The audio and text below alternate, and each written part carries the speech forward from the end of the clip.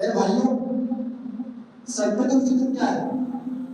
کیا یہ فرض ہے، سنت ہے، نفل ہے، کیا ہے؟ اس کو سمجھنے کے لیے ایک حدیث اپنے سامنے رکھیے۔ ابو داؤد کتاب الزکات کی روایت حضرت عبداللہ بن عباس رضی اللہ تعالیٰ عنہ دیتے ہیں، فرض رسول اللہ صلی اللہ علیہ وسلم زکات الفطر، کہ اللہ کے نبی صلی اللہ علیہ وسلم نے صدقۃ الفطر کو فرض کرا دیا،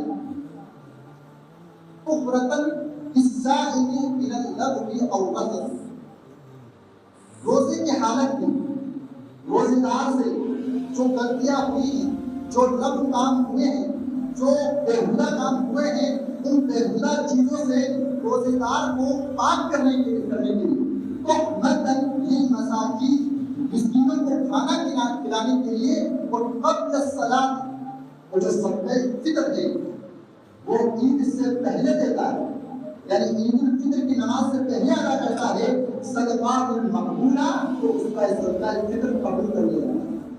اور جو عید کی نماز کی بات دیتا ہے وقتها بعد صلاۃ عید الفطر، اور جو عید کی نماز کی بات ادا کرتا ہے اس کا صدقہ فطر عام صدقہ ہے، وہ صدقہ فطر ہے لیکن عام صدقہ ہے، لیکن اللہ کے نبی صلی اللہ علیہ وسلم کے روزے کے متعلق سے جو حدیث میں بیان کیا کہ فرض صدقۃ الفطر، جو صدقہ فطر ہے وہ فرض ہے، وہ کب فرض ہے؟ وہ عید کی نماز سے پہلے، اور ہمیں صدقہ فطر کب دینا ہے؟ عید کی نماز سے پہلے ادا کرنا ہے۔ اس کے اندر تین باتیں سامنے آئی۔ پہلی بات یہ کہ صدقہ فطر کا فرض اللہ کے نبی صلی اللہ علیہ وسلم نے صدقہ فطر کا حکم دیا ہے، کمپلسری ہے، ضروری ہے، واجب ہے۔ اور دوسری چیز یہ ثابت ہوئی کہ صدقہ فطر کا مقصد کیا ہے، اس کی حکمت کیا ہے، اس کی مصلحت کیا ہے؟ تو اس کی مصلحت یہ ہے کہ ہمارے روزے جو ہیں اس کو پاک کر دینا۔ بلکہ انسان جو ہے روزہ رکھ کر کے وہ اپنی بیوی سے نہیں ملتا ہے، روزے رکھ کر کے کھاتا نہیں ہے، پیتا نہیں ہے، لیکن روزے رکھ کر کے ہو سکتا ہے کہ وہ اپنی آنکھوں کی حفاظت نہیں کر سکتا، ہو سکتا ہے کہ اس کی زبان سے کوئی ایسے الفاظ نکل گئے ہو سکتا ہے کہ وہ اپنی زبان کو بولتے وقت، چلاتے وقت کنٹرول نہیں رکھ پا رہا ہو، کہ ایسی باتیں نکل گئی ہو، تو اللہ رب العالمین نے اس صدقہ فطر کو فرض کرا دیا ہے تاکہ جو یہ چھوٹی چھوٹی جو ہم سے گناہ ہوئے ہیں، جو کوتاہیاں ہوئی ہیں، ان کوتاہیوں سے اپنے ہمارے روزوں کو پاک کر دیں۔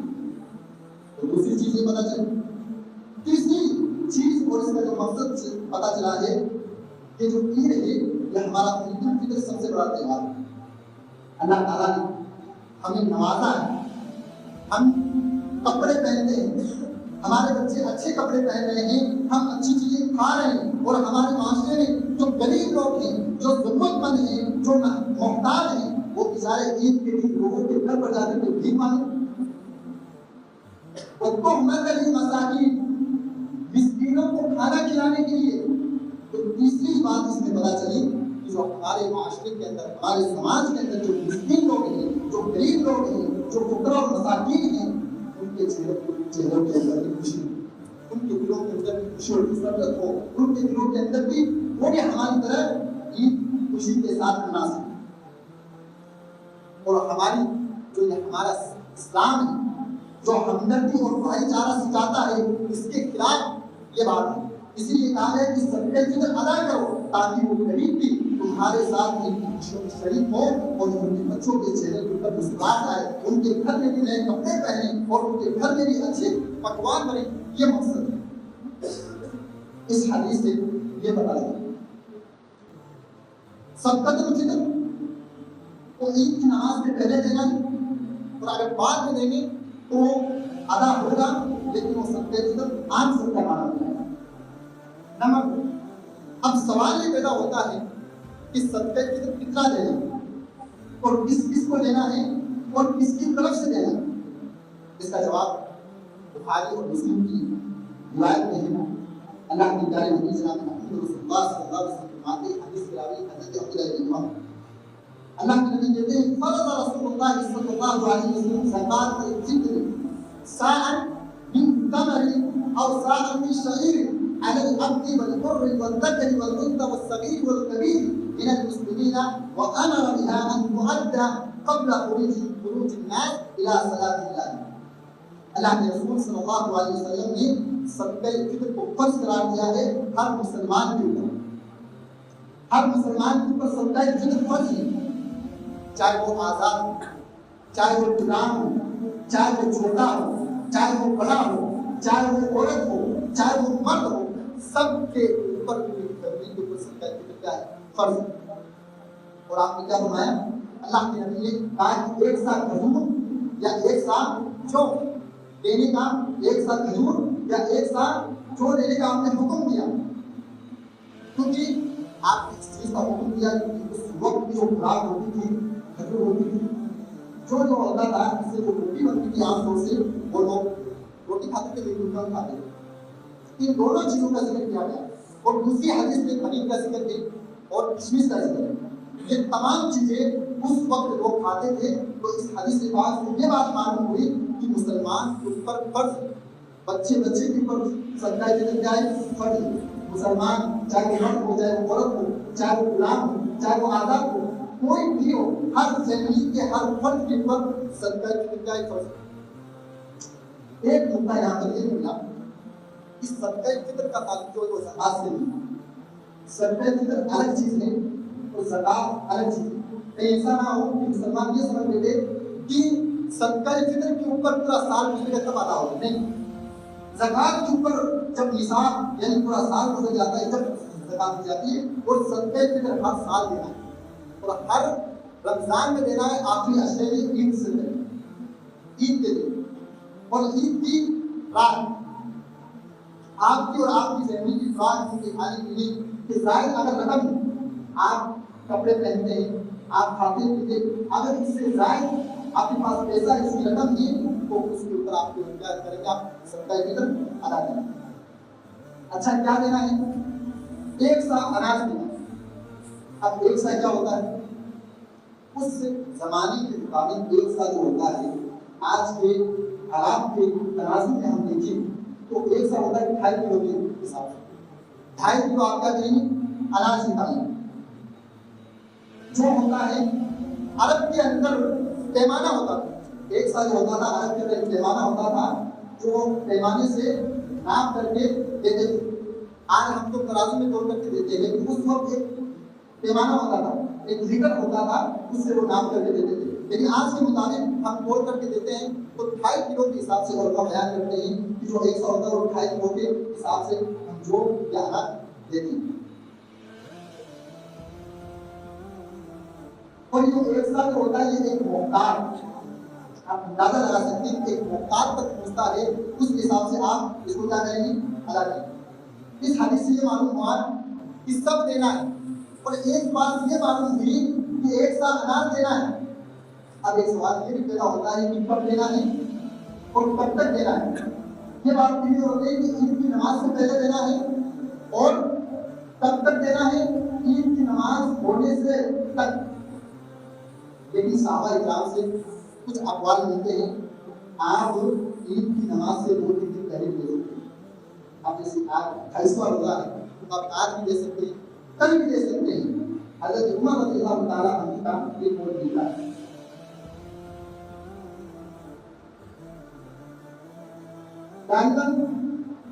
اگر ہماری جو عید ہو رہی ہے وہ سوموار کو بھی ہو رہی ہے تو آپ کو سورج اگر نکل جاتا ہے اتوار کے دن مغرب کے بعد تو آپ کے اوپر مغرب کے بعد سب کو کیا ہوتا ہے؟ ہو جاتا ہے، فرض ہو جاتا ہے.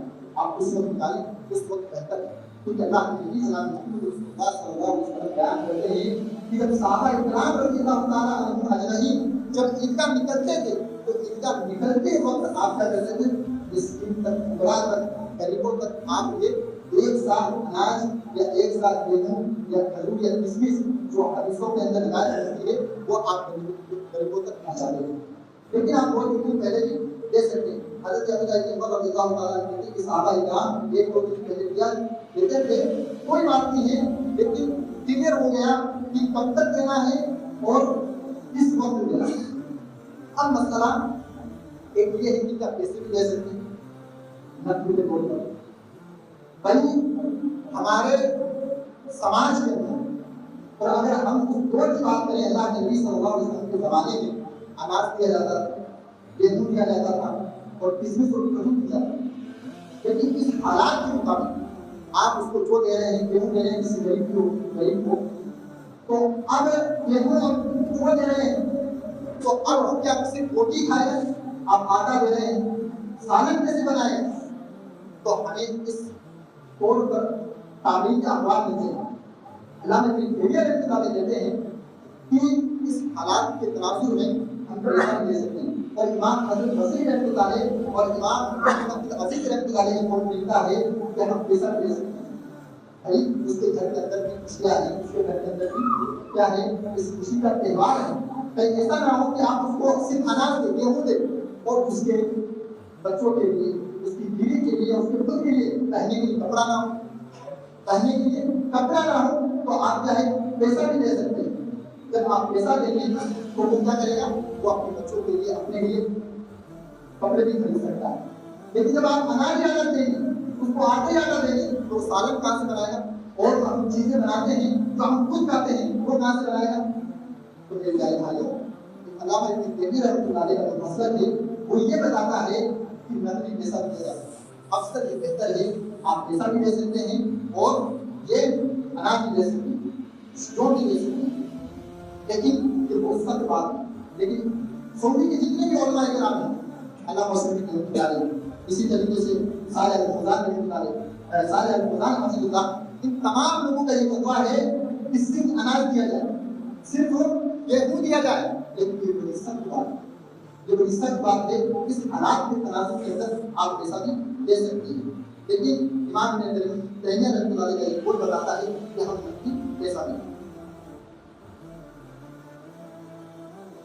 اور آگے بڑھیے، اگر آپ کسی غریب کو اناج دیتے ہیں یا گیہوں دیتے ہیں تو وہ کیا کرتا ہے، ہمیں ملتا ہے 20 گرام یا 20 کلو گیہوں ملتا ہے، اور جب وہ بیچنے کے لیے جاتا ہے گیہوں کو تو اس کو 15 ملتا ہے، اس کو 15 20 سے ہٹا کر کے 5 ہٹا کر کے اس کو صرف 15 کے حساب سے اس کو اس کے اوپر نفع ہوتا ہے، بلکہ یہ نقصان نہیں ہے۔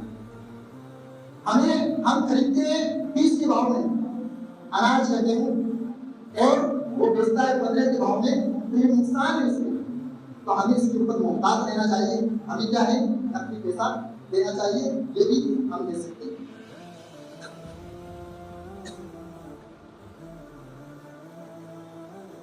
آپ جب حضرت معاویہ رضی اللہ تعالیٰ عنہ کے دور کے اندر جب یہ مال آتا تھا اسٹاک ہو کر، تب آپ بھی اس جنت کے حساب سے اس کے اندر میں یہ جو مال آتا تھا اس کے اندر سے آپ پیسے جوڑ کر کے حضرت معاویہ رضی اللہ تعالیٰ عنہ غریبوں تک، مسکینوں کو پہنچاتے تھے، غریبوں تک، مسکینوں تک۔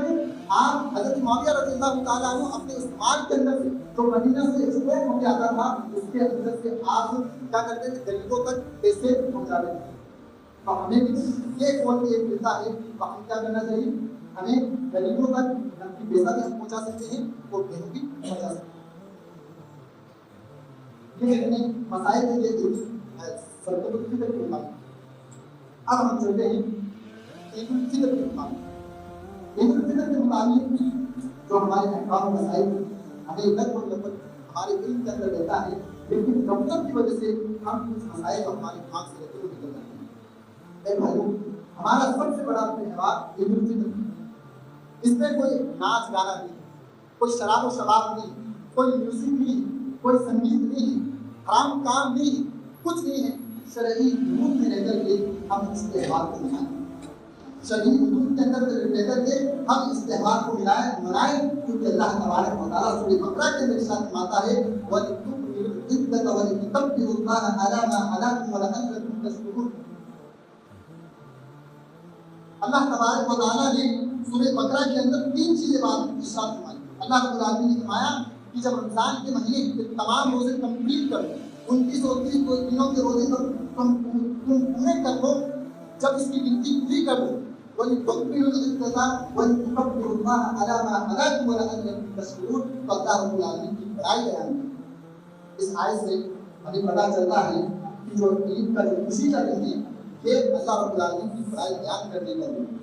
اللہ رب العالمین سے ہم دعا کرتے ہیں کہ اللہ رب العالمین جو ہم نے رمضان المبارک کے روزے رکھے، جو قیام کیا، جو قرآن مجید کی تلاوت کی، جو تہجد گزار بنے، جو ہم نے چھوٹی چھوٹی عبادتیں کی، جو ہم نے پانچوں وقت کی جماعت کے ساتھ نماز کی پابندی کی، اللہ تبارک و تعالیٰ ہم اس عید کے دن اس موقع پر ہم تیرا شکر ادا کرتے ہیں، تیری تکبیر بیان کرتے ہیں، تیری بڑائی بیان کرتے ہیں۔ تو میرے پیارے بھائیوں، یہ جو عید کا دن ہے، آج ہمارے سماج کے اندر دیکھا جاتا ہے کہ جیسے ہی نوجوان عید نماز پڑھتے ہیں تو میوزک لگا لیتے ہیں، ہر علاقے کے اندر، ہر محلے کے اندر۔ میرے پیارے ساتھیوں، یہ جائز نہیں ہے، یہ شریعت اسلام اس کی اجازت نہیں دیتا ہے۔ میرے پیارے ساتھیوں، یہ جو عید ہے یہ اللہ رب العالمین کی بڑائی بیان کرنے کا دن ہے، یہ اللہ رب العالمین کا شکر ادا کرنے کا دن ہے۔ تو میرے بھائی، ہم جائز حدود میں رہ کر کے اللہ رب العالمین کی بڑائی بیان کریں، ہم خوشی کا اظہار کریں۔ اس آیت سے یہ پتہ چلتا ہے کہ اس اسلام کے اس شریعت کے اندر کوئی احترام کا نہیں، کوئی ناچ گانا نہیں، کوئی شراب و شراب نہیں، جائز حدود کے اندر لے کر کے ہم اللہ رب العالمین کی بڑائی کریں۔ اسی طریقے سے جب عید کا دن آتا ہے تو ہم غسل کریں، غسل کر کے اچھے کپڑے پہن کر کے ہم عیدگاہ کی طرف روانہ ہو جائیں۔ لیکن غسل کرنے کا کوئی حدیث نہیں ملتی ہے، لیکن صحابہ کرام کے اقوال ملتے ہیں، جن میں سے آپ کے پیارے اور چہیتے صحابہ حضرت عبداللہ بن عمر رضی اللہ تعالیٰ عنہ کی پیاری بڑی عظیم روایت یہ قول ملتا ہے۔ حضرت عبداللہ بن عمر رضی اللہ تعالیٰ عنہ کہتے ہیں کہ اللہ کے نبی صلی اللہ علیہ وسلم جب جاتے تھے تو آپ غسل کر کے جاتے تھے۔ جب اللہ کے نبی صلی اللہ علیہ وسلم عیدگاہ کی طرف جاتے تھے تو غسل کر کے جاتے تھے۔ یہ صحابی ہمیں بتاتا ہے کہ یہ بنیاد سنت ہے، ہم اس سنت کو چھوڑیں نہ، بلکہ اس سنت کو ہم اپنائیں، غسل کریں، پھر عیدگاہ کی طرف نکلیں۔ اور اس کے اندر آپ آگے فرماتے ہیں کہ اللہ کے نبی صلی اللہ علیہ وسلم نکلتے تھے تو 4 کھجوریں کھاتے تھے، 3 کھاتے تھے، 4 کھاتے تھے، 5 کھاتے تھے، 7 کھاتے تھے۔ تو ہم جب عیدگاہ کی طرف جائیں تو ہم کچھ نہ کھائیں اور کچھ نہ پیئیں، بلکہ کھجور کھا کر کے عیدگاہ کی طرف روانہ ہوں۔ اور جب ہم روانہ ہوں تو ہم اپنی زبان کے اوپر اللہ رب العالمین کی تکبیر کا اعلان کریں، لا الہ اللہ اکبر، اللہ اکبر، اللہ اکبر، لا الہ الا اللہ واللہ اکبر وللہ الحمد۔ ہم اس تکبیر کو، اس کا اہتمام کریں۔ حضرت انس رضی اللہ تعالیٰ عنہ بیان کرتے ہیں اللہ کے نبی جناب محمد رسول اللہ صلی اللہ علیہ وسلم کی عیدگاہ کی طرف نکلتے تھے تو آپ خود پڑھنے نکلتے تھے اور آپ کی زبان کے اوپر کلمات جاری ہوتے تھے۔ ہم بھی پڑھیں، اپنے بچوں کو ترغیب کریں، اور جو عورتیں ہیں وہ نرم آواز کے اندر، آہستہ آواز کے اندر اس کا اہتمام کریں۔ اچھا، عید کی نماز کا حکم تو کیا ہے؟ اس کے اندر بھی بڑے ہم کنفیوز رہتے ہیں۔ عید کا نماز کا جو وقت ہے وہ سورج اوپر آنے کے بعد 1 بجے کے برابر ہونے کے بعد ہم عید کی نماز کیا کریں؟ ادا کریں۔ اس میں کافی لوگ اس میں کافی کرتے ہیں، ٹھیک ہے، عید کی نماز کا جو اختتام ہے وہ 12 بجے تک ہے، یعنی زوال کا وقت اوپر آنے کے بعد عید کی نماز کا وقت ختم ہو جاتا ہے۔ لیکن اس کے اندر بہت زیادہ ہم وقت کرتے ہیں، ٹھیک ہے، 10-15 منٹ کا وقفہ ہو جائے چلتا ہے، لیکن آدھا گھنٹہ آپ 7 بجے گھر سے نکلتے ہیں، 8 بجے عیدگاہ پہنچتے ہیں، تو یہ صحیح نہیں، یہ جائز نہیں ہے، درست نہیں۔ ہم صحیح وقت کے اوپر عید کی نماز ادا کریں، 10-15 منٹ کا وقفہ چلتا ہے۔ اس کے اندر رعایت ہے، علماء کرام بھی بیان کرتے ہیں، سارے الفوزان رحمۃ اللہ بیان کرتے ہیں کہ اگر عید کی نماز اگر دور ہے تو ہم فجر کی نماز کے بعد فوراً نہا دھو کر کے غسل کر کے نکلیں، کیونکہ ہم وقت پر پہنچ سکیں۔ تو سارے الفوزان بیان کرتے ہیں کہ عید کی نماز کا وقت جو ہے وہ سورج اوپر نکلنے کے بعد لگ بھگ 6-6:30 یا 7 بجے کے قریب اس کا وقت ہو، تو اس کے اندر ہم کیا کریں؟ ادا کریں۔ اور ہم جب نکلیں تو اپنے بچوں کو تکبیر کی کیا کریں؟ اس کی ترغیب کریں۔ اسی طریقے سے عیدگاہ پیدل جانا سنت ہے۔ اللہ کے پیارے نبی جناب محمد رسول اللہ صلی اللہ علیہ وسلم نے فرمایا کہ جب ہم عیدگاہ جائیں پیدل جائیں، اور اگر کوئی مجبوری ہے، عیدگاہ دور ہے، تو سواری کے ذریعے بھی جا سکتا ہے۔ اور آپ آگے بیان کرتے ہیں کہ اللہ کے نبی صلی اللہ علیہ وسلم نے بیان فرمایا کہ جب ہم عیدگاہ جائیں تو ہم راستہ چینج کر کے جائیں، اور راستہ چینج کر کے ایک راستے سے جائیں، اور جب آئیں تو راستہ چینج کر کے آئیں۔ حضرت جابر رضی اللہ تعالیٰ عنہ بیان کرتے ہیں کہ اللہ کے نبی جناب محمد رسول اللہ صلی اللہ علیہ وسلم جاتے تھے تو آپ راستہ بدل کر آتے تھے، اور جب جاتے تھے تو اس راستے سے جاتے ہیں، تو ہم اس کا اہتمام کریں۔ اب یہاں پر ایک سوال یہ پیدا ہوتا ہے کہ جو عورتیں ہیں، کیا جو بیس والی عورتیں ہیں کیا وہ بھی عیدگاہ جا سکتی ہیں؟ بالکل جا سکتی ہیں۔ حضرت ابن عطیہ رضی اللہ تعالیٰ یہاں کی روایت ملتی ہے، آپ بیان کرتی ہیں کہ اللہ کے نبی صلی اللہ علیہ وسلم ہمیں حکم دے دیتے جب ہم عیدگاہ جاتی تھی تو ہمیں اس بات کا حکم دیتے تھے کہ ہم کیا کریں اپنے اوپر جلباب ڈالیں, ہم نقاب ڈالیں, ہم پردہ ڈالیں. اب یہاں پر یہ بات پتہ چلتی ہے انہیں عطیہ رضی اللہ تعالیٰ عنہ کی روایت سے کہ آپ نے حکم دیا عورتوں کو کہ سب سے پہلی چیز کی وہ جلباب ڈالیں, پردہ ڈالیں. لیکن یہاں پر ایک عورت نے آپ سے سوال کیا کہ اللہ کے نبی اگر ہمارے پاس کوئی جلباب نہ ہو تو ہم کیا کریں؟ اللہ کے نبی نے نہ یہاں پر منع کیا اور نہ یہاں پہ یہ کہا کہ آپ گھر میں لے لیں, بلکہ یہ کہا کہ آپ اپنی پڑوسن سے لے لیں. آپ اپنی سہیلی سے لے لیں, لیکن جلباب اوڑھ کر کے آپ کیا کریں؟ عیدگاہ کی طرف جائیں. لیکن جب وہ حیض والی عورتیں ہیں کیا وہ نماز پڑھ سکتی ہے؟ نہیں, وہ نماز نہیں پڑھ سکتی ہے, لیکن المسلمان وہ مسلمانوں کی دعا کے شریک ہوگی.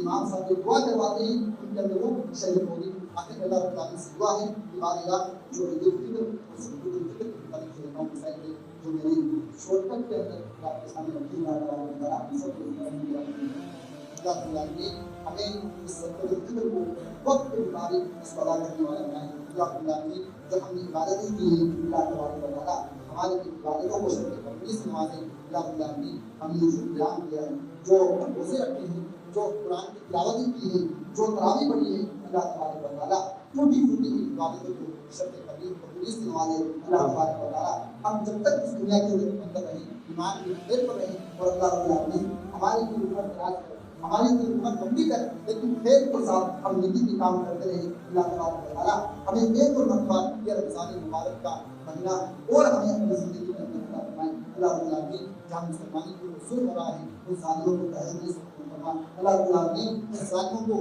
نشت و نابود کر دے. اللہ رب العالمین ان کو ایسی موت دے کہ دنیا دیکھ کر کے وہ کام جائے. اللہ رب العالمین مسلمانی کی مدد فرما, فلسطینی بھائیوں کی مدد فرما, ان کی غیر سے مدد فرما. اللہ رب العالمین اس عید کے موقع پر اس رمضان مبارک کے اندر ہم خوشی کے اندر افطار کر رہے ہیں, ہم تر و تازہ ہو کر کے ہم افطار کر رہے ہیں.